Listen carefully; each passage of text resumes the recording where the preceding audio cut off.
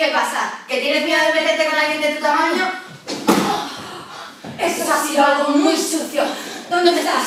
¿Dónde estás? Aquí. ¡Cabrón! No puedo respirar. No puedo respirar.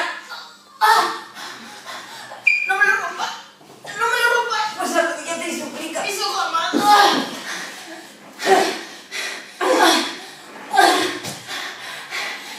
Bien, vamos a divertirnos un poco.